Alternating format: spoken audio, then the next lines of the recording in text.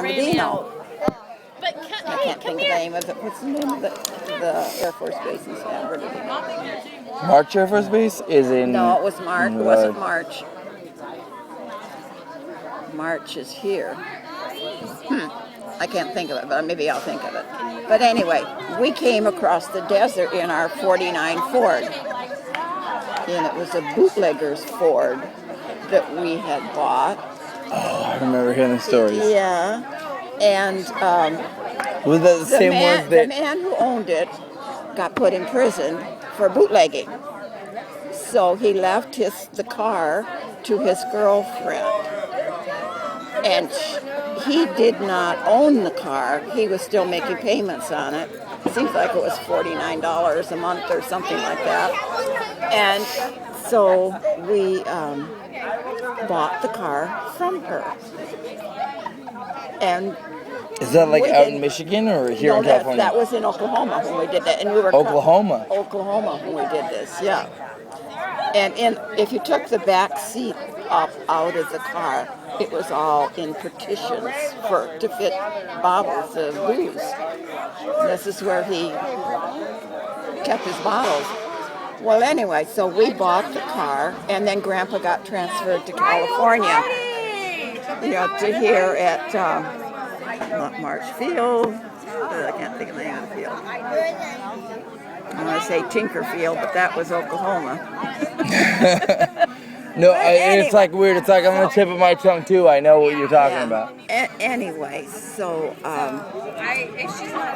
it was in June, and I had just graduated from high school, and so we were going to take this trip to California. We're going to drive the Ford. Well, we get to where the desert is, and we decided we had this. It was a bag about that size, and we filled it with water, and it hung on the outside of the car in front of the radiator. And that water was to put in the radiator if we ran out of water going through the desert. Really? And we were young and stupid. We went across the desert in the heat of the day. Most people did not do that. They went across the desert at night in those days. Yeah. But we were anxious to get to California, so we came across the desert. And it was hot. No air conditioning. Oh my, it was awful hot. So I take off my blouse, and I ride across the desert, nothing but my bra on.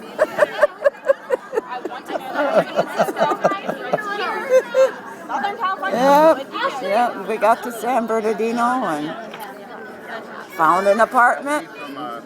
He went to work at the base. Yeah. And that was before Billy was born. I don't think I've ever heard a story like that. Yeah. I've heard all of the stories, but I haven't heard that one. Haven't heard that one? Yeah. Grandma riding across the desert in her bra. Yeah, because it was so hot. I probably would have been cooler had I left my blouse on. Oh, wet. Yeah. He liked to tell that story, Grandpa did. Huh? He never told that story to me. He did never tell you that story? No. You were more, way, so much of a respectable woman to him. But he used to tell me the story about how he won your heart. Yeah. When yeah. He used to tell me that when you want something, you just have it.